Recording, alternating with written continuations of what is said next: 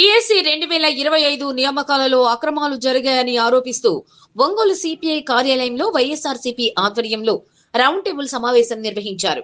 ఈ round table సమావేశంలో YCP విద్యార్థి యువతతో పాటు సిపిఐ పార్టీ, ప్రజా సంఘాలు, రిటైర్డ్ ఉపాధ్యాయులు మద్దతు తెలిపారు. ఈ సందర్భంగా పలువురు నాయకులు, విద్యార్థులు మాట్లాడుతూ డిఎస్సి ప్రక్రియలో అవకతవకలు, ప్రశ్నాపత్రాల లీకేజీ మరియు స్పోర్ట్స్ కోటాలో అక్రమాలు జరిగాయని ఆరోపిస్తూ సిబిఐ లేదా సిట్టింగ్ జడ్జితో విచారణ చేయాలని డిమాండ్ చేశారు. ఈ నియామకపు కుంభకోణానికి నైతిక బాధ్యత వహిస్తూ విద్యాశాఖ మంత్రి నారా లోకేష్ తక్షణమే తమ పదవికి రాజీనామా చేయాలన్నారు.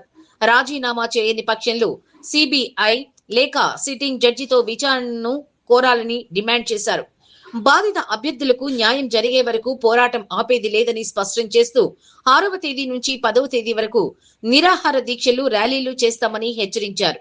ఈ రౌండ్ టేబుల్ సమావేశంలో పార్లమెంట్ పరిశీలకులు బత్తుల బ్రహ్మానందరెడ్డి, ఒంగోలు నియోజకవర్గ ఇన్ఛార్జి చుండూరి రవిబాబు, విద్యార్థి విభాగం జిల్లా అధ్యక్షులు రవీంద్రారెడ్డి, నగర అధ్యక్షులు కటారి శంకర్, సిపిఐ కార్యదర్శి వెంకట్రావు, ప్రజా సంఘాల నాయకులు నూగతోటి రవికుమార్, స్టూడెంట్ విభాగం అధ్యక్షులు శ్రీకాంత్, దేవా, లీగల్ సెల్ జిల్లా అధ్యక్షులు నగిరికంటి శ్రీనివాసరావు, కొత్తపట్నం ఎంపీపీ లంకపోతు అంజిరెడ్డి, రాష్ట్ర కార్యదర్శులు కాకుమాను రాజశేఖర్, వై వెంకటేశ్వరరావు, కెవి రమణారెడ్డి, రాజు, మాజీ కార్పొరేటర్లు ఇమ్రాన్, వెన్నపూస కుమారి, వెంకటేశ్వర్ రెడ్డి, లీగల్ సెల్ హరిబాబు, శ్రీకాంత్ కుమార్, ఓబుల్ రెడ్డి, వెంకటేశ్వర్ రెడ్డి, రాయపాటి అంకయ్య, కరుణాకర్, ప్రసన్న, శ్రీనివాసరావు, చిన్న, రమేష్, మల్లికార్జునరావు, విద్యార్థి యువత పాల్గొన్నారు.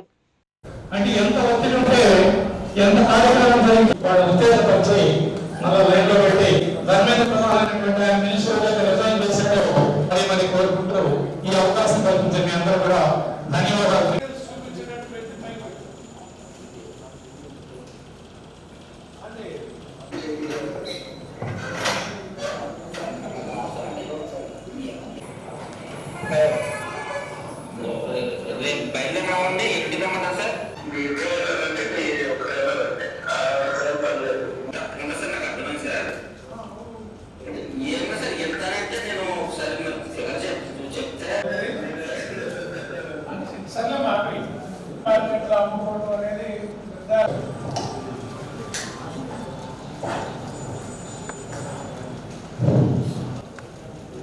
ఈరోజు మన వైఎస్ఆర్ పార్టీ అధ్యక్షులు జగన్మోహన్ రెడ్డి గారి ఆదేశాల మేరకు ఒంగోలు వైఎస్ఆర్ పార్టీ ప్రతినిధిగా వ్యవహరిస్తున్న యువ నాయకుడు, మంచి వ్యక్తి సుందూరు రఘుబాబు ఆధ్వర్యంలో అధ్యక్షతన ఈ సమావేశం ఏర్పాటు అయిపోయింది. దీనికి పెద్దలు జిల్లా పరిశీలకులు మందారి గారు, రామపురాజిరెడ్డి గారు, వెంకటేశ్వరరావు గారు, రమణారెడ్డి గారు, రవి గారు, శంకర్ గారు, మేధావులు, పెద్దలు, కమిషనర్ వెంకటరావు గారికి చెప్పే అసోసియేషన్ పనిచేసింది కాబట్టి బిఎస్సి అంటే డిస్ట్రిక్ట్ మ్యాథ్స్ ఉన్నాయని చెప్పి ఒక లిస్టుని స్టేట్ కమిటీకి పంపిస్తారు. అది అక్కడ కూడా ఆ రేటు పోటీ పడితే ఆ 3 లక్షల మందికి సమాధానం చెప్పాల్సిన బాధ్యత చూసుకొని సమాధానం మాత్రం ఏ విషయంలో ఏ ప్రశ్న అడిగినా ఆధారాలతో, ఒకవేళ ఆయన ముఖ్యమంత్రి అయితే మాత్రం ఇప్పుడు విద్యా వ్యాపారం చేసినందరూ కూడా ఈ డిఎస్సిని ఖండిస్తూ జరిగినటువంటి డిఎస్సిని తిరిగి జరపాలని రాజకీయ కక్షలతో పోరాటం చేస్తున్నారు. ప్రతి మనిషిని చూసి శిక్షిస్తున్నారు. మీ సేవ కరెక్ట్ గా ఉంటే ప్రజల ఆమోదం వస్తుంది. సాధింపుల వల్ల ఏ రాజకీయ పార్టీ మనుగడ సాధించదు, ఉండదు. మన ఆంధ్రప్రదేశ్ ఎన్టీ రామారావు, దేవుడైన ఎన్టీ రామారావు ఈ రాజకీయ చైతన్యాన్ని అధిగమించిన వాళ్ళని మానుకోకుండా మీరు ఎన్నైనా కొనసాగి ఇప్పుడు అడుగుతున్నటువంటి కొద్దిపాటి ఒక విద్యా వైభవం గారు చెప్పినట్లుగా 99 పైసలకి ఈ యొక్క డిఎస్సి అనే దాంట్లో పట్టగా ఆ యొక్క పేపర్ తయారు చేసిన విధానం కావచ్చు, అది పరీక్ష నిర్వహించిన విధానం కావచ్చు, అవన్నీ కూడా సక్రమంగా లేవు. ప్రత్యేకించి 16,000 పైచులు ఉన్నటువంటి ఉద్యోగాలలో 401 స్పోర్ట్స్ కోటా కింద టీచర్ పోస్టులను రిక్రూట్ చేయడం జరిగింది. కానీ ఒకే ఒక విషయాన్ని మనం గ్రహించాలి.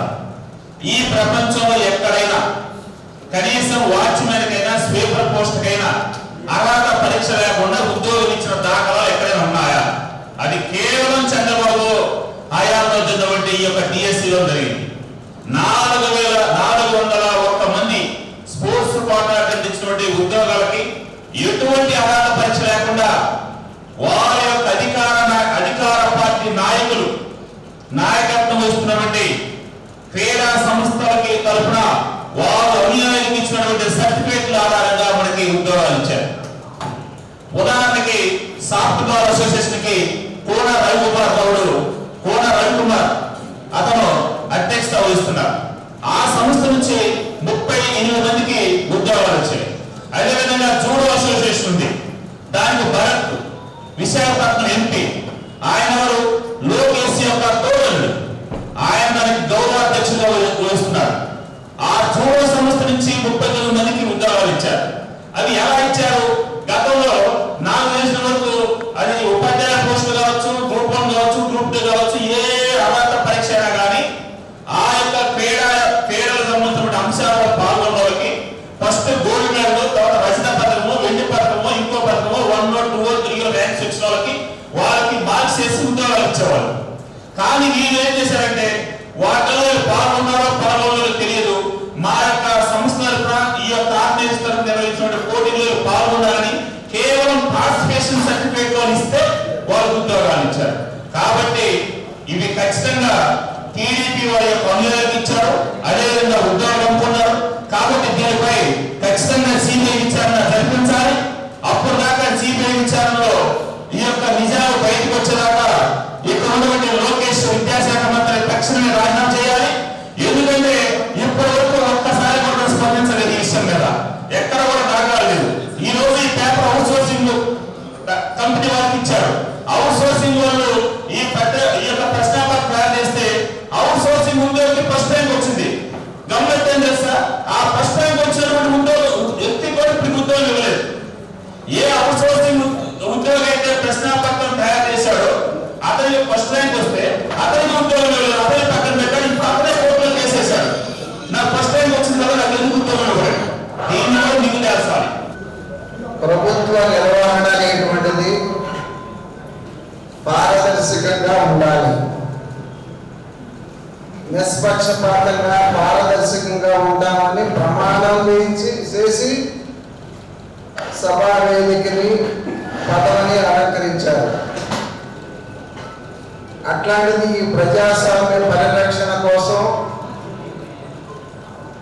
అన్యాయం జరిగితే, అక్రమ జరిగితే, నినాదం బయటకు వస్తే, తప్పు జరిగిందని రుజువు చేస్తే, రైల్వే యాక్సిడెంట్ జరిగితే ఎక్కడో ఉన్నటువంటి ఢిల్లీ కేంద్ర మంత్రి ఎవరు అడగకోకుండా రిజైన్ చేసినటువంటి పరిస్థితి భారతదేశానికి ఉన్నది. నిన్నగాక మొన్న సిజేపీ యువకులు విద్యార్థులు ఢిల్లీలో ఉద్యమం జరిగితే కేంద్ర ప్రభుత్వం కిందకి దిగి వచ్చి వాళ్ళు అన్ని అడిగినటువంటి డిమాండ్స్ని ప్రభుత్వం అంగీకరించి రాజీనామా చేయించడం జరిగింది.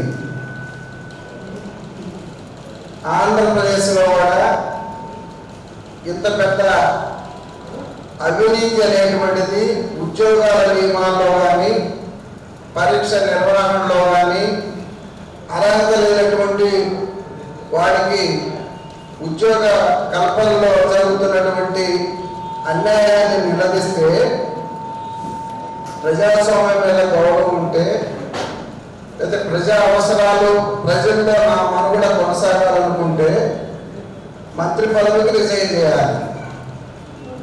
లేదా నీ వాదన కరెక్ట్గా ఉంటే, నువ్వు నిష్పక్షపాతంగా ఉన్నానంటే, జీవోని సవరించడం కరెక్ట్ అని భావిస్తే, నీ ఉద్యోగాలు నీ సొంత పార్టీ వాడికే చేసేటటువంటి భావన లేకుండా ఉంటే విచారణ చేయించండి. సిబిఐ విచారణ చేయించి నిగ్గుదేర్చండి, నిర్ధారించండి. తద్వారా నీ స్వేచ్ఛ రాజకీయాలని, నిజాయితీతో కూడిన రాజకీయాలని నిరూపించుకోవాలి. అట్లాంటి నిరూపణకి సమాజం నుంచి, ప్రజా బాహుళ్యాల నుంచి, పార్టీల నుంచి, ప్రజా సంఘాల నుంచి మిమ్మల్ని రిజైన్ చేయమని అడుగుతుంటే నేను ప్రధాన పాత్ర పోషించేటువంటి రాజకీయాల్లో ఉంటాను, ప్రభుత్వ నిర్వహణలో కూడా నా పాత్రే కీలకమైనటువంటిది మీరు ప్రకటిస్తున్న తర్వాత సున్నితంగా ప్రజల నుంచి వస్తున్నటువంటి నిరసన అర్థం చేసుకొని వెంటనే రిజైన్ చేయవలసిందిగా విద్యాశాఖ మంత్రి లోకేష్ గారిని ఈ సందర్భంగా కోరుతున్నాను. ఈరోజు జరుగుతున్నటువంటి మెగా బాగా చంద్రబాబు నాయుడు మరి అతని కొడుకు లోకేష్ బాబు చేపట్టినటువంటి మెగా డిఎస్సి 2020 పెద్ద మోసాలు జరిగినాయి. మీకు ఆల్రెడీ తెలుసు.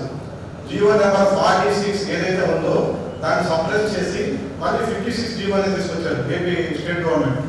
తీసుకొచ్చి పూనా రవికుమార్ ఎవరైతే ఉన్నారో ఎమ్మెల్యే గారు, దాంతోపాటు ఎంపీ భర్త గారు ఉన్నారో, వీళ్ళిద్దరూ ఒక స్పెషల్ స్కూల్ అనేది స్పోర్ట్స్ కోటా కింద క్రియేట్ చేసి దాని ద్వారా డిఎస్సిలో వాళ్ళకి ఉద్యోగ నియామకాలు ఇప్పించి రెగ్యులర్ గా కష్టపడే స్టూడెంట్స్ మొత్తాన్ని కూడా వాళ్ళని దాచిపెట్టి మరి కూడా సప్లై చేసే ఉద్యోగం రాకుండా వారికి అనుకూలంగా ఉన్న మొత్తానికి ఇచ్చారు. సరే, మన ప్రస్తుతం మన భారతదేశం జరుగుతుంది, మీ అందరూ తెలిసిందే. రైట్ టు ఎడ్యుకేషన్ అనేది ఒకటి ఉంది, ఫ్రీ అండ్ కంపల్సరీ ఎడ్యుకేషన్.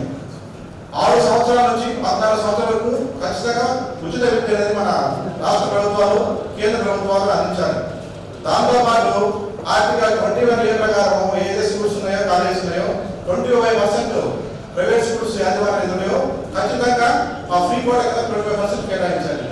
అటువంటి కోటాల్లో ఎంతో మంది విద్యార్థులు తల్లిదండ్రులు చదివించే స్థాయి లేకపోయినా కూడా ఎంతో కష్టపడి ఒక లైన్, నేను టీచర్ అవ్వాలి, నేను ఫిజికల్ డైరెక్టర్ అవ్వాలి, నేను పీఈటీ అవ్వాలి అని కష్టపడి అరగకన్నటువంటి విద్యార్థుల సామ్రాజ్యాన్ని ఈరోజు మెగా బగా అనే పేరుతోటి చంద్రబాబు నాయుడు గారు మరియు వారి కొడుకు ఇద్దరు కలిసి విద్యార్థులను మోసం చేసి రాష్ట్ర ప్రభుత్వం నిరుద్యోగుల మొత్తాన్ని కూడా తప్పుదో పట్టించి అదేంటని ప్రశ్నించిన ప్రతి ఒక్క విద్యార్థిని మరియు నిరుద్యోగుల్ని కూడా మీ మీద కేసులు పెడతాం బెదిరిస్తున్నారు. డిఎస్సి ఇందాక ఒకటి సార్ చెప్పాడు, డిఎస్సికి ఒక ప్యాటర్న్ ఉంది. ఇప్పుడు ఇక్కడ ఉన్న స్టేట్ లో ఉన్నటువంటి పరిస్థితి ఏంటంటే అసలు రాజ్యాంగం పోయి నైపుక రాజ్యాంగం అనేటువంటి అన్ని స్థాయిలో వచ్చేసి మీడియా వన్ సైడ్ అయిపోయింది. తర్వాత నిజానికి ఈ ఇష్యూ మీద ఎక్కువగా మాట్లాడాల్సింది కూడా ఉపాధ్యాయ సంఘాలు. మరోలా అనుకోవద్దు, ఎక్కువ మంది నిరుద్యోగ వృత్తి, మనకి ఎలక్షన్ సమయంలో నిరుద్యోగ వృత్తి 3,000 ఇస్తారు. ఇవాళ నిరుద్యోగం 2.5 years లోనే నిరుద్యోగులు, teachers, employees, common people, minorities, అట్లాగే దళిత్స్, అట్లాగే బీసీ వర్గాలు, ఇతర కులాల పేద వర్గాలు అందరిలో కూడా ఒక రకమైనటువంటి అసంతృప్తి వెల్లుబిక్కుతా ఉంది. బట్ మీడియా వన్ సైడ్ అయినందువల్ల, ఒక్క సాక్షి మాత్రమే రాసే పరిస్థితి ఉన్నందువల్ల ఈ ప్రెషర్ గ్రూప్ ని ఎక్స్పోజ్ అయ్యే పరిస్థితి కనపడలేదు. ఇంకొకటి, ఇందాక పెద్దలు చెప్పినట్టు ఢిల్లీలో కాక్రోచ్ ఆందోళన ప్రపంచాన్ని కదిలిస్తే ఏపీలో దాన్ని సప్రెస్ చేసేటువంటి కల్చర్ని మనం చూస్తా ఉన్నాం. కనుక ఇక్కడ ఉన్న వాళ్ళు సీరియస్ గా ఆలోచన చేయాల్సింది ఏంటంటే, ఓపెన్ గానే డిఎస్సిని ఓపెన్ గానే మోసం చేసేసారు.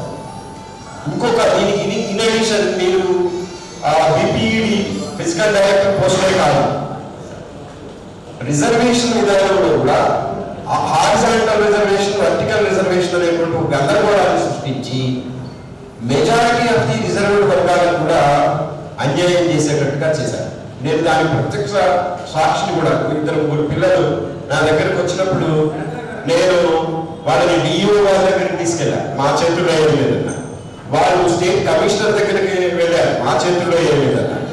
అంటే ఏకపక్షంగా జరిగింది, నిబంధనలకు విరుద్ధంగా జరిగింది. వాళ్ళకి అవసరమైనటువంటి జీవోలను తెచ్చుకొని వాళ్ళకి అనుకూలంగా మలుచుకుని, ఇందాక చెప్పారు కూనా రవికుమార్, ఇంకొక ఎంపీ వాళ్ళ అధీనంలో ఉండేటువంటి ఆ క్రీడా సంఘాల వాళ్ళకి ఎట్లా పోస్టులు వచ్చినాయి. ఒంగోలులో కూడా పెద్ద ఎత్తున పీఈటీ పోస్టులు కొనుగోలు జరిగింది. నిజానికి సిబిఐ ఎంక్వైరీ చేస్తే తప్ప దీంట్లో నిజానిజాలు వెలికి రావు. అందుకోసం వైఎస్ఆర్ కాంగ్రెస్ పార్టీ తీసుకున్నటువంటి స్టాండ్ని ఇంకా విస్తృతంగా ప్రజల్లోకి తీసుకెళ్ళి దీనికి నిగ్గు తోలిస్తే తప్ప భవిష్యత్తులో టీచర్స్ పోస్టులు ఉండవు, విద్యా వ్యవస్థ ఉండదు. ఇవి లేకపోతే మొత్తంగా వ్యవస్థ గందరగోళం అయ్యే పరిస్థితి ఉంటుందని చెప్పి తెలియజేస్తూ ఓపెన్ చేశారు. దాంట్లో చాలా మంది క్వాలిఫై అయ్యారు. ఎంతమంది మాస్టర్ ఉద్యోగాలు కూడా క్వాలిఫైడ్ లిస్ట్ పక్కన పెట్టి వాళ్ళకి ఉద్యోగాలు ఇకపోతే వాళ్ళ సర్వీస్ మొత్తం వృధాగా పోయింది. 18,000 తోటి వాళ్ళు వెయిట్ చేశారు. జగన్మోహన్ రెడ్డి గారు వచ్చి వాళ్ళ మీద కరుణతోటి వాళ్ళందరినీ రిక్రూట్ చేయడం అయింది. మరి చంద్రబాబు నాయుడు స్వార్థం ఉంటే చంద్రబాబు నాయుడు ఓపెన్ చేసిన డిఎస్సికి జగన్మోహన్ రెడ్డి గారు వచ్చి 15-16 ఏళ్ల తర్వాత ఉద్యోగాలు ఇవ్వాల్సిన అవసరం లేదు. మనిషి అన్నోడికి పాలకుడు అన్న వ్యక్తికి దయాదాక్షిణ్యాలు న్యాయబద్ధత ఉండాలి. వీళ్ళు ఈరోజు డిఎస్సి ఓపెన్ చేసింది కేవలం ఈ ఉద్యోగాలు అమ్ముకోవడానికి అనేది ఉదాహరణగా మనం చెప్పుకోవాలి. సార్ అంబేద్కర్ భవన్లో మనం పెట్టడం జరిగింది. ఆ తర్వాత పాపం మనకు హాల్ ఇచ్చిన వాళ్ళని పట్టుకొని వాళ్ళు చాలా తిట్టి వాళ్ళని ఆరోగ్యం పాపం వాళ్ళు బెదిరించడం జరిగింది. అదేవిధంగా శంకర్ నిన్న మన సిటీ అధ్యక్షుడు శంకర్ గారు సివిల్ రెడ్డి గ్రూప్ అడిగితే ముందు ఇస్తామని తర్వాత సారీ అన్నాను. మళ్ళీ ఆయన పెద్దలాడు హైదర్ క్లబ్ అడిగితే ఎమ్మెల్యే ఫోన్ చేసి హైదర్ క్లబ్ వాళ్ళని మీరు ఎట్టిస్తారు రాజకీయ పార్టీలు అంటారు. వాళ్ళ తెలుగుదేశం వాళ్ళకైతే ఇవ్వాలట, అపోజిషన్లకైతే ఇవ్వరట. మరి మనం మాట్లాడదలుచుకున్న వాళ్ళ గొంతులు వాళ్ళు ఇవ్వకపోతే ఆగిపోతాయా? ఇక్కడ కాదు నటువంటి మీద కూర్చొని మాట్లాడతాం. మాట్లాడే గొంతు ఏది వీళ్ళ ఒత్తిడికి ఆగదు అని వాళ్ళు అర్థం చేసుకుంటే మంచిది. రేపు రాబోయే రోజుల్లో మీకు మీ పరిస్థితి కూడా ఏంటో కూడా ఒకసారి ఈ సందర్భంగా ఆలోచించుకోమని నేను శాసనసభ్యులకు మీ ద్వారా తెలియజేస్తూ, వెంకట్రావు గారు పెద్ద మనం చేసుకొని ఒక రాజకీయ పార్టీ, మనది ఒక రాజకీయ పార్టీ, వాళ్ళది ఒక రాజకీయ పార్టీ, మన బ్యానర్ పెట్టుకొని మనం పెట్టుకుంటే తప్పులేదు.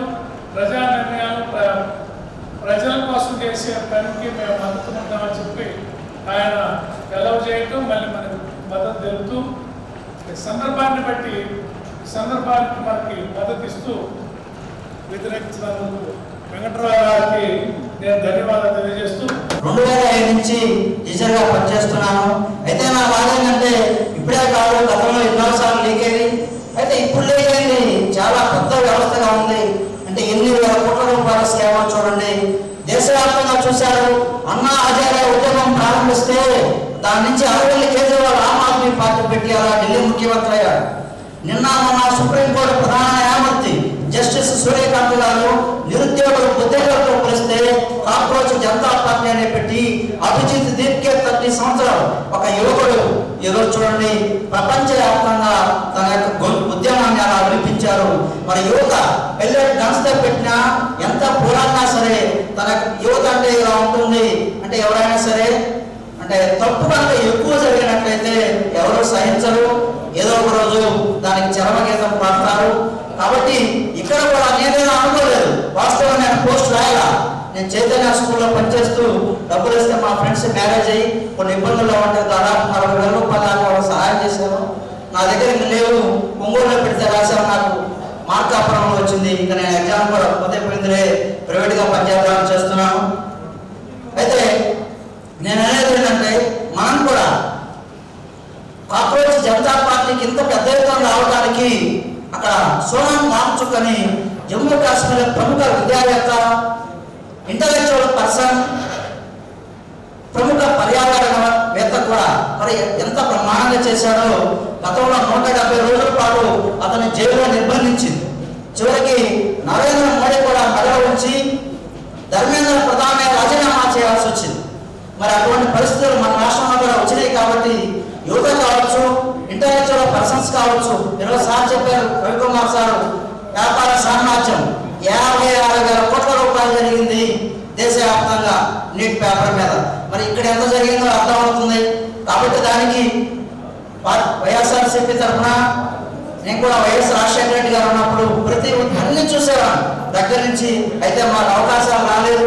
ఈరోజు రవి గారు మాకు దగ్గర అక్కడే ఉంటారు కాబట్టి నువ్వు కూడా అంటే ఎందుకంటే ఇప్పటిదాకా లేట్ అయిపోయింది, ఇక్కడి నుంచి మన ప్రయాణాన్ని కూడా సాగిద్దామని చెప్పి, కాబట్టి యువత కానీ అందరూ కూడా పెద్ద ఎత్తున పోరాడి మన యొక్క ముందుగా బాగా గట్టిగా వినిపించినట్లయితే కంపల్సరీ ఏ ప్రభుత్వం అయినా సరే దిగి రావాల్సిందే. ఈరోజు డిఎస్సి స్కామ్ గురించి ఎలా జరిగింది, ఏ విధంగా జరిగింది, ఈ ప్రభుత్వంలో మెగా డిఎస్సి అని చెప్పేసి 2025లో నారా లోకేష్ ప్రవేశపెట్టాడు. దానికి పూలేసి పాలు వేసి పాలాభిషేకాలు, జెండాలు చేతి జైలు కొట్టించి ర్యాలీలు చేసి గందరగోళం చేశారు. మా ఎన్నో సంవత్సరాల నుంచి మేమే ఇచ్చాం మెగా డిఎస్సి అని చెప్పేసి పూలాభిషేకాలు పాలాభిషేకాలు అన్ని అభిషేకాలు చేయించుకున్నాడు నా అబ్బా కొడుకులు ఇద్దరు కలిసి. ఈ విధంగా చేసి దాన్ని ఎన్నో కోట్లు పెట్టి దండుకున్నారు. ఈ డిఎస్సిని ఏ విధంగా జరిగిందో అందరికీ తెలుసు. ఈ నవీన్ అనే వ్యక్తి దాంట్లో పనిచేసిన వ్యక్తికి నెంబర్ 1 ర్యాంక్ రావడం అంటే ఎంతో మంది విద్యార్థులు ఏళ్ల తరబడి కోచింగ్ సెంటర్ చేస్తుంటారు. ఇతను 3 నెలలు కూడా కోచింగ్ సెంటర్ చేయకుండా అక్కడ 2016లో నుంచి ఇప్పుడు దాకా కూడా అవుట్ సోర్సింగ్ చదువుతూనే ఉన్నాడు. చదువుతూనే ఉంటే ఏ కోచింగ్ సెంటర్లో చదివితే అదే ఆ కోచింగ్ సెంటర్లో మా విద్యార్థులందరూ కూడా మేము కూడా పోయి చదువుకుంటాం కదా, ఏ విధంగా ఎట్లా నేర్చుకున్నాడో ఏందో అని. ఆ విధంగా చేయకుండా స్టేట్ ఫస్ట్ ర్యాంక్ ఎట్లా వచ్చిందో, గోల్డ్ మెడలిస్ట్ ఏ విధంగా సంపాదించుకున్నాడో మాకు తీసుకుని మేము ఆ విధంగానే మేము అక్కడ నేర్చుకుంటాం, ఆ పుస్తకాలు నేర్చుకుంటాం. ఆ విధంగా అంత స్కామ్. అతనికి రాలేదు, అతనికి జాబ్ రాలేదు, మొట్టమొదటిగా అతనికి జాబ్ రాలేదు. ఎందుకు రాలేదు? అతను హైకోర్టుకి ఎందుకు వెళ్ళాడు? హైకోర్టు నుంచి అతను మళ్ళీ ఈ స్కామ్ కారు కూడా ఎట్లా అయ్యాడు? ఈ విధంగా సిబిఐ ఎంక్వైరీ చేసి ఆ సిబిఐ ఎంక్వైరీ నిజ నిర్ధారణ తెలియనంత వరకు నారా లోకేష్ ని రాజీనామా చేయవలసిందిగా మా వైఎస్ఆర్ కాంగ్రెస్ పార్టీ తరఫున మేము డిమాండ్ చేస్తున్నాం. ఈ రాష్ట్రంలో విద్యార్థి యువజన సంఘాలు విద్యార్థులు కోల్పోయినటువంటి బాధలు, వారికి ఏ విధంగా అన్యాయం జరిగింది, ఈ రాష్ట్రంలో జరిగినటువంటి ఉపాధ్యాయ నియామకాలు అనేది చర్చలందరూ కూడా చెప్పడం జరిగింది. కానీ నేను విద్యార్థుల విషయాన్ని ఈ ప్రభుత్వం కానీ మీ ద్వారా ప్రశ్నిస్తున్నాం. జీవో 74 ప్రకారము ఈ రాష్ట్రంలో అధికారులు ఇప్పుడు కూటమి రాకముందు 2% ఉన్నటువంటి రిజర్వేషన్ ఈ పార్టీ అధికారంలోకి వచ్చిన వెంటనే దాన్ని జీవో 447 ప్రకారము 3% చేస్తున్నాము ఉద్యోగాలలో, ఏ ఉద్యోగంలో అయినా అని స్పోర్ట్స్ కోటాలో జీవో తీసుకురావడం జరిగింది. కానీ ఈ రాష్ట్రంలో ఉన్నటువంటి స్పోర్ట్స్ కోటా ఉద్యోగులు మొత్తం కూడా ఎంతో ఆనందపడిపోయారు. ఈ ప్రభుత్వం ఏదో మేలు చేస్తుంది, ఆ మేలు ద్వారా మనము ఉద్యోగాన్ని సంపాదిస్తాము, ఉద్యోగం వస్తుందనే ఆనందంతో స్పోర్ట్స్ కోటాలో ఉన్నటువంటి ప్రతి విద్యార్థి కూడా కష్టపడి చదువుకొని మాకు ఉద్యోగం ఉంటుందని ఆశిస్తే ఆ ఆశలు అడియాశలు చేస్తూ నీరు కాచి వారికి కావాల్సినటువంటి విశ్వవిద్యాలయాలటువంటి ఆధారాన్ని విశ్వవిద్యాలయాలు గుర్తింపించినటువంటి స్పోర్ట్స్ సర్టిఫికెట్ కానీ స్పోర్ట్స్ కోటా ద్వారా ఉద్యోగాలు ఇచ్చేటటువంటి సంస్కృతి ఉంటే వాటన్నిటినీ తుమ్మలో కొట్టి ఈ ప్రభుత్వం వారికి కావాల్సినటువంటి ఏదైనా తప్పుడు సర్టిఫికెట్ల ద్వారా, తప్పుడు స్పోర్ట్స్ సర్టిఫికెట్ల ద్వారా ఉద్యోగాలు అమ్మకుండేవారికి ఈ జీవనము నారాయణ తీసుకొచ్చే కోట్ల రూపాయల దండుకొని అమాయకులైనటువంటి విద్యార్థులు, కష్టపడినటువంటి విద్యార్థుల యొక్క శ్రమ దోపిడీ చేసినటువంటి ఈ ప్రభుత్వాన్ని గద్దెదించడానికి విద్యార్థి యువత నడుము బిగించారు, నడుము బిగించి ముందుకు వస్తున్నారు. వారు తలుచుకుంటే ఈ రాష్ట్రంలో ఉన్నటువంటి కూటమి ప్రభుత్వాన్ని కూటమి వేలతో తగ్గించేటటువంటి రోజులు దగ్గర వచ్చాయి. కనుక మంత్రి, విద్యాశాఖ మంత్రి అయినటువంటి వారు లోకేష్ గారు, మీరు ఇప్పటికైనా ఈ ఆందోళన ద్వారా నష్టపోయినటువంటి విద్యార్థులను మీరు గ్రహించండి, నష్టాన్ని పూరించండి. లేకపోతే తిరుగుబాటు రూపంలో మీరు పీఠాన్ని కదిలిస్తారు, మీరు గద్దెలుగా రాబోతారని మేము సందర్భంగా తెలియజేస్తూ అన్యాయం జరిగిందని చెప్పి మనం విమర్శ చేస్తున్నాం. ప్రభుత్వం దానికి సమాధానం చెప్పడం అనేటటువంటిది మొట్టమొదటి బాధ్యత అసలు డిఎస్సి అంటేనే అర్థం లేకుండా పోయినటువంటి విధంగా డిఎస్సి అంటే డిస్ట్రిక్ట్ సెలక్షన్ కమిటీ అని చెప్పి ఓపిరెడ్డి మాస్టర్ గారు ఇట్లా విద్యావంతులంతా కూడా చెప్తున్నారు. కానీ జిల్లాలో సెలక్షన్ కమిటీ ద్వారా జరిగినటువంటి ఏమీ లేదు. రాష్ట్ర స్థాయి మెరిట్ అని చెప్పారు. ఎస్, రాష్ట్ర స్థాయి మెరిట్లోనే మీరు ఉద్యోగ వసతి కల్పించినటువంటి వారిని 3 లక్షల మంది అటెండ్ అయితే వారిలో 16,000 మందికి మాత్రం ఉద్యోగాలు ఇచ్చామని చెప్తున్నారు కదా. ఇవి జిల్లాల వారీగా ఏ జిల్లాలో ఎంతమంది పరీక్షలు రాశారో దానికి మెరిట్ లో ఈ లిస్టు ఈ మార్కులతో వారికి ఉద్యోగ అర్హత ఏర్పడిందని చెప్పి మీరు ఎందుకు ప్రకటించరు? ప్రతిపక్ష పార్టీగా మీరు అడిగింది ఏంటి? ఇది ఖచ్చితంగా అన్యాయం జరిగింది, మెరిట్ మీ లిస్టు మొత్తాన్ని కూడా ప్రకటన చేయండి అని చెప్పాం. అయినప్పుడు మీరేమి అన్యాయక్రాంతం చేయకపోతే ఎందుకు మీరు లిస్ట్ అనౌన్స్ చేయరు? అంతేకాకుండా లోకేష్ గారు మరి బాధ్యత తీసుకున్న తర్వాత విద్యాశాఖ మంత్రిగా బాధ్యత తీసుకున్నటువంటి వెంటనే 20,000 టీచర్ పోస్టులు ఖాళీలు ఉన్నాయి, దాన్ని పూర్తి చేయబోతున్నాం డిఎస్సి ద్వారా అని చెప్పి ప్రకటన చేసిన తర్వాత ఈ డిఎస్సిని పూరించారు. 16,000 మందికి మాత్రమే ఉద్యోగాలు ఇచ్చామని చెప్తున్నారు. ఆ 16,000 మంది ఎవరికో మాత్రం ఆ వచ్చినటువంటి వాళ్ళకి తెలుసు తప్ప మిగతా వాళ్ళకి వాళ్ళకి వచ్చిన మార్కులు ఏంటో, మిగతా వాళ్ళకి అనర్హత ఏంటో తెలియదు. ఆ తర్వాత మిగతా 4,000 మళ్ళా డిఎస్సి అని చెప్తున్నారంటే మొన్న రాసినటువంటి ఎగ్జామ్స్ రాసినటువంటి వాళ్ళలో మిగతా 4,000 పోస్టులు ఎందుకు ఫిల్ చేయడానికి మీరు ప్రయత్నం చేయలేదు అంటే దాని అర్థం మళ్ళీ ఇంకా అన్యాయకాంతంగా మీ మనుషులకు ఇచ్చుకునేటటువంటి ప్రక్రియలో భాగంగా దీన్ని పెండింగ్ పెట్టారా? మళ్ళీ వెంటనే చేస్తామని చెప్తున్నారు కదా. ఇంకా 2 సంవత్సరాలు 3 సంవత్సరాలు కాదు కదా. ఉన్నటువంటి ఖాళీలను మిగతా 4,000 ఖాళీలు అనేటటువంటి వాటిని పరీక్షలు రాసినటువంటి వాటిలో మెరిట్ వారికి ఎందుకు ఇవ్వకూడదు?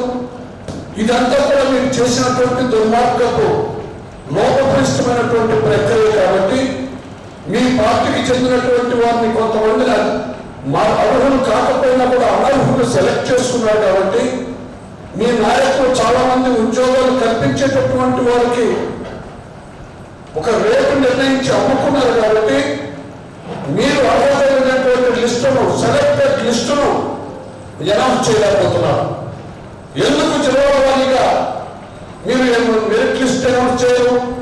ఇప్పటి వరకు ఉన్నటువంటి ప్రకాశం జిల్లాలో ఇప్పుడు ఉన్నటువంటి ఖాళీలు మొత్తం ఇన్ని, దీనిని పూరించాం, ఇంకా ఇన్ని ఖాళీలు ఉన్నాయి. ఈ విధంగా ఇన్ని మార్పులు వస్తే ఆ పరీక్షలు ఎక్కడైనటువంటి వారు ఉంటే దీనిలో మెరిట్ వారికి ఉద్యోగం ఇచ్చాం అని చెప్పేటటువంటి పరిస్థితుల్లో ఉండాలి కదా. కాబట్టి కేవలం స్పోర్ట్స్ కోటా అయితే బహిరంగంగా 100% అన్యాయం చేశారు. అసలు దానిలో పీఈటీ ఉద్యోగం ఇవ్వాలంటే కేవలం కబడ్డీ చేత అయితేనో ఇంటే సరిపోదు. పీఈటీగా సెలెక్ట్ అయి ఉండాలి. ముందు అర్హత పీఈటీ ఉద్యోగానికి అర్హత ఉండాలి. అర్హులైనటువంటి వారికి స్పోర్ట్స్ సర్టిఫికెట్ ఎడిషనల్ గా పనికొస్తుంది తప్ప అంతేకాని అనర్హులు తీసుకొచ్చి ఇంటర్మీడియట్ లో ఉన్నటువంటి వాళ్ళు ఆటల పోటీలో పాల్గొన్నారని చెప్పి సాఫ్ట్ బాల్ ఎప్పుడో మనం చదువుకున్నటువంటి 35-40 సంవత్సరాల క్రితం సాఫ్ట్ బాల్ ఆడారు తప్ప ఆ తర్వాత సాఫ్ట్ బాల్ ఎక్కడుందో తెలియదు. సాఫ్ట్ బాల్ ఆడేటటువంటి వారికి స్పోర్ట్స్ కోటాలో ఉద్యోగమా 38 మందికి ఇస్తారు. ఎవరు దానికి నాయకత్వం వహిస్తున్నారు అనే దానికంటే ఈ ప్రభుత్వం ఎంత అన్యాయంగా యువత యొక్క భవిష్యత్తును కాలవస్తుందో ఆలోచన చేయండి. మీకు ఇప్పటికీ ఫీజు రీయింబర్స్మెంట్ దాదాపు 9,600 కోట్ల రూపాయల ఫీజు రీయింబర్స్మెంట్ ఇవ్వాలి విద్యార్థులకు సంబంధించి, అది ఇవ్వరు. నిరుద్యోగ వృత్తి 3,000 రూపాయలు ఇస్తామని చెప్పి మేనిఫెస్టోలో కొంచెం ప్రకటన చేసి ఓట్లు వేయించుకున్నారు. భారత్ వచ్చిన తర్వాత మర్చిపోయారు, అది చేయాలి. ముందుగా వీటన్నిటి మీద మేము ఒకటే డిమాండ్ చేస్తున్నాం. ఖచ్చితంగా సిబిఐ ఎంక్వైరీ వేయాలి డిఎస్సి మీద మీరు జరిగినటువంటి దానికి. ముందుగా మీరు మెరిట్ లిస్టును ప్రకటన చేయండి. జిల్లాల వారీగా ఉన్నటువంటి ఖాళీలను కూడా ప్రకటించాలి. ఇవన్నీ నియమబద్ధంగా భవిష్యత్తులోనైనా జరగాలంటే, దీని మీద ఖచ్చితమైనటువంటి ఎంక్వైరీ జరగాలంటే విద్యాశాఖ మంత్రి గారు నారా లోకేష్ గారు గారు రాజీనామా ఇచ్చి ఎంక్వైరీ చేసిన తర్వాత తన సత్యతను నిరూపించుకున్న తర్వాత మళ్ళీ రండి దానిలోకి.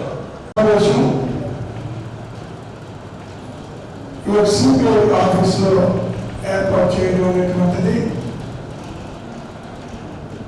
ఈ రాష్ట్రం మొత్తం మీద కూడా మొట్టమొదటిసారిగా ఈ యొక్క సమావేశం సిపిఐ ఆఫీసులో జరుగుతా ఉంది. ఇప్పటి వరకు నేను చాలా జిల్లాలో గమనించాను, ఎక్కడ కూడా అలాంటి సిపిఐ కానీ సిపిఎం కానీ ఇతర పార్టీస్ సంబంధించినటువంటి ఆఫీసులు ఎక్కడ జరగలేదు. అంటే ఇది శుభసూచకమని నా ఉద్దేశం. కలిసి పోరాటం చేయడానికి నాంది పొందుకోవలసిన కార్యక్రమం అనేటువంటి మాట నేను చెప్పదలుచుకున్నాను. ఆ రోజు కాంగ్రెస్ పార్టీలో ఉన్నప్పుడు అందరూ కలిసే పోరాటం చేశాం. ఇదే చంద్రబాబు నాయుడు గారి మీద ఆ రోజు విద్యుత్ ఉద్యమాలు చేశాం. పెద్ద ఎత్తున హైదరాబాద్లో జరిగినప్పుడు కూడా అందరూ కలిసే ఉన్నాం. నేను కూడా యువజన కాంగ్రెస్ అధ్యక్షుడిగా అన్ని విద్యుత్ ఉద్యమాలు ఉన్నారు. మా పక్కనే ఆ రోజు ముగ్గురు చనిపోవడం కూడా జరిగింది. అలాంటి పెద్ద ఉద్యమాలు చేసినటువంటి చరిత్ర ఆనాటి కాంగ్రెస్ పార్టీ ఉన్నటువంటి వాళ్ళే ఈ రోజు వైఎస్ఆర్ కాంగ్రెస్ పార్టీలో ఉన్నారనేటువంటి మాట వాస్తవం మా అందరం కూడా. కథం తొక్కితే వైఎస్ఆర్ కాంగ్రెస్ పార్టీ కూడా మీ అందరితో నడవడానికి సిద్ధంగా ఉంది. అందరం కలిసి పోరాటం చేద్దాం. ఈ నిరంకుశం పాలనకు అంత ముందుతామనేది ఈ యొక్క కమ్యూనిస్ట్ పార్టీ పెద్ద వ్యక్తులు రంగరావు మనస్ఫూర్తిగా కోరుతా ఉన్నాను. ఎలా ఉంటే ఈరోజు జరుగుతున్నటువంటి ఉద్యమ విద్యార్థుల లోపం, నిరుద్యోగ లోపం కలిసి ఐక్యంగా ఈరోజు ఒక పెద్ద ఉద్యమాన్ని ఆంధ్రప్రదేశ్లో వైఎస్ఆర్ కాంగ్రెస్ పార్టీ నడిపిస్తా ఉంది. గత కొంతకాలం నుంచి కూడా ఇదే ఉద్యమం జరుగుతుంది. ఇప్పుడు మరికొంత రూపొందుకొని ఉధృతం చేయడానికి వైఎస్ఆర్ కాంగ్రెస్ పార్టీ సిద్ధంగా ఉంది. న్యాయమైనటువంటి కోరికలు అడుగుతా ఉన్నాం. మేము ఇచ్చినటువంటి హామీలు నెరవేర్చమంటున్నాం. 20 లక్షలు ఉద్యోగాలు ఇస్తామని మీరే, నిరుద్యోగం ఇప్పిస్తామని మీరే, 9,500 కోట్ల రూపాయలు నిరుద్యోగం ఇచ్చేటువంటి పరిస్థితులు లేకుండా ఆ మాట తప్పింది మీరే. ఉద్యోగ కల్పనకు సంబంధించి వైఎస్ఆర్ కాంగ్రెస్ పార్టీ ఉన్నప్పుడు దాదాపుగా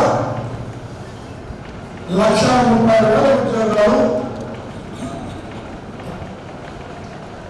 పబ్లిక్ సర్వీస్ కమిషన్ ద్వారా,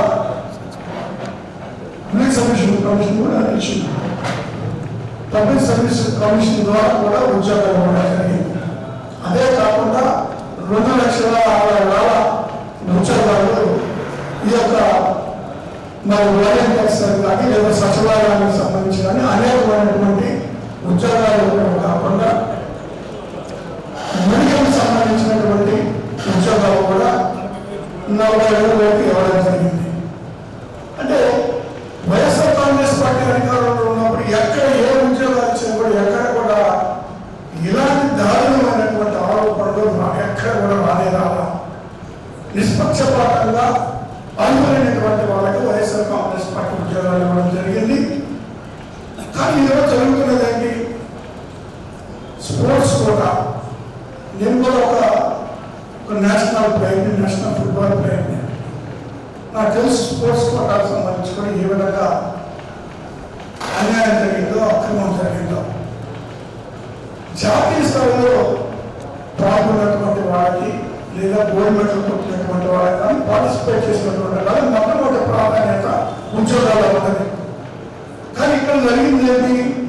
జిల్లా స్థాయిలో పాల్గొన్నటువంటి వాళ్ళకి, రాష్ట్ర స్థాయిలో పాల్గొన్నటువంటి వాళ్ళకి ఉద్యోగాలు ఇచ్చి రాష్ట్ర స్థాయిలో గోల్డ్ మెడల్ సాధించినటువంటి వాళ్ళకి మరి ఉద్యోగం రానటువంటి పరిస్థితులు స్పష్టంగా కనబడతా ఉన్నాయి.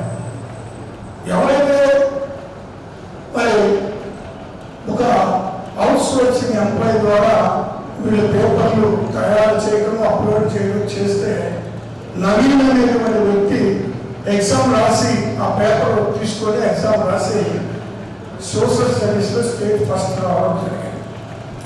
మరి ఒకసారి అర్థం చేసుకోవచ్చు ఏ విధంగా ఈ వ్యవస్థ నడిపిస్తున్నారు, ఏ విధంగా వీళ్ళు చేస్తున్నారు అనేటువంటి దాన్ని ఒకసారి అర్థం చేసుకోలేకపోతా ఉన్నాం. మరొక కొత్త స్పోర్ట్స్ కోటాలో చూస్తే దాదాపు 400 పైనటువంటి ఉద్యోగాలు ఏదైతే అసోసియేషన్స్ ఉన్నాయో, సాఫ్ట్వేర్ అసోసియేషన్, జూడో అసోసియేషన్ ఉన్నాయో అది వాళ్ళ పరిధిలో ఉన్నటువంటిది. వాళ్ళ ఎంపీ, వాళ్ళ ఎమ్మెల్యేలు, వాళ్ళ అధ్యక్షులు ఉంటే వాళ్ళ దగ్గర నుంచి సర్టిఫికెట్లు తీసుకొచ్చేసి వాళ్ళ ఉద్యోగాలు ఇచ్చుకున్నారు.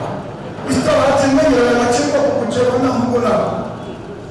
మరి ఇంకా ఎక్కడ న్యాయం, నిరుద్యోగులకి న్యాయం జరిగేటువంటి అవకాశం ఎక్కడ ఉంది? ఇంకా దారుణం ఏంటంటే బ్రిడ్జ్ అని పెట్టారు కోట, అంటే పేదవాడే వాళ్ళకు ఉద్యోగాలు ఇచ్చారు. పేదవాడే వాళ్ళకు ఉద్యోగం ఇవ్వమని తెలిస్తే మరి విద్యార్థులు చదువులాగా పేదవాడుకునేవాళ్ళు కదా శుభ్రంగా. ఈ ప్రభుత్వం చేస్తున్నటువంటి పని ఈ విధంగా ఉంది. కష్టపడి చదివి తల్లిదండ్రులు ఎంతో మంది ఇబ్బందులు పడుతూ విద్యార్థులు చదివించి వాళ్ళకు మంచి స్థితికి తీసుకెళ్లాలనేటువంటి ఉద్దేశంతో చదివిస్తూ ఉంటే మరి వాళ్ళకు ఉద్యోగాలు రాకుండా ఈ స్పోర్ట్స్ కోటాలను అన్యాయం చేయడం ఏంటి? ఈ పేదాట కోటాలు ఇవ్వడం ఏంటి? పేదాట విద్య పేరు చెప్పి పేదాట ఆడేవాళ్ళకి మనం. కాబట్టి ఈ విద్యా వ్యవస్థని ఒక వ్యాపార వ్యవస్థగా ఈరోజు ఈ ప్రభుత్వం మార్చింది. మరొకసారి ఉద్యమాలకి నాంది పలకాల్సినటువంటి అవసరం ఉంది. మరి ఢిల్లీలో ఇటీవల జరిగినటువంటి ఉద్యమమే దీనికి స్ఫూర్తి అనేటువంటిది నేను చెప్పదలుచుకున్నాను. సిబిఐ దర్యాప్తు కోరుతూ ఉన్నాం. అదేవిధంగా లోకేష్ గారు కూడా విద్యా మంత్రిగా చిత్తశుద్ధి ఉంటే విద్యా మంత్రిగా రాజీనామా చేయాల్సినటువంటి అవసరం ఉంది. నిష్పక్షపాతంగా విచారణ జరిపించాల్సినటువంటి అవసరం ఉంది. ఎప్పుడైతే విచారణ జరిపిస్తారో మరి ఎందులో లొసుకులు బయటకు వస్తే విచారణ ప్రభుత్వం వెనకాల కావాలి. కాబట్టి ఈ యొక్క ఉద్యమాన్ని అందరినీ కలుపుకొని ఎవరైతే ఈ అన్యాయాన్ని అక్రమాన్ని ప్రశ్నిస్తున్నారో, ఎవరైతే ఇంకొక జరిగినటువంటి డిఎస్సి అక్రమాల గురించి వెలిగెత్తి చాటుతున్నారో అందరూ కూడా ముందుకు రావాలని, ఖచ్చితంగా అందరూ కలిసి ఈ ఉద్యమాన్ని ముందుకు నడిపించి ఇప్పుడు జరిగినటువంటి సెలక్షన్లో అక్రమాలు జరిగింది అని నిరూపించే వరకు పోరాటం చేయాలని నేను మనస్ఫూర్తిగా కోరుకుంటాను. అదేవిధంగా సిబిఐ ఎంక్వైరీ డిమాండ్ చేయడం జరిగింది. అదేవిధంగా ఎవరైతే ఈ బాధ్యత వహించి ఎవరైతే ఎడ్యుకేషన్ మినిస్టర్ లోకేష్ గారు ఉన్నారో అతన్ని రాజీనామా చేయమని కూడా డిమాండ్ చేయడం జరిగింది. కావున దీని మీద ఇంకా 6, 7, 8, 9, 10 వరుసగా 5 రోజులు కూడా యువత అదేవిధంగా విద్యార్థి వారి ఆధ్వర్యంలో కలెక్టర్ ఆఫీస్ దగ్గర వివిధ న్యాయాల అధ్యక్షులు, అదేవిధంగా 10వ తేదీ రాజీనామా కూడా వెళ్ళి రిప్రజెంటేషన్ ఇవ్వడం జరుగుతుంది. ముఖ్యంగా విద్యార్థులకు నేను చెప్తున్నా, ఏదైతే సెంట్రల్ ఢిల్లీలో మొన్న భారతీయ జనతా పార్టీ ఆధ్వర్యంలో ఒక్క పిలిపిస్తే మరి దేశంలోని అన్ని రాష్ట్రాల నుంచి, అన్ని జిల్లాల నుంచి కూడా విద్యార్థులందరూ అక్కడ పాల్గొని, యువత పాల్గొని ఆ ప్రోగ్రాం ఎంతో సక్సెస్ చేసి చివరికి మోడీ గారు దిగొచ్చి మరి ఆ ధర్మంలో ప్రధాన నేతలు ఎవరైతే ఎడ్యుకేషన్ మినిస్టర్ ఉన్నారో ఆయన రాజీనామా చేయడం కూడా జరిగింది. మరి దీన్ని బట్టి యువత ఎంత స్ట్రాంగ్ వాళ్ళ మీద టీఆర్ఎస్ అదేవిధంగా లాటరీ ఎగిరిపోయి అదేవిధంగా ప్రైవేట్ జోన్స్ వాడారు, ఫైనల్ నుంచి నీళ్ళు కొట్టారు. అయినా కూడా వాళ్ళు వెనక తగ్గకుండా మరి ధైర్యంగా నిలబడి ఆ ఉద్యోగం తప్పకి మరి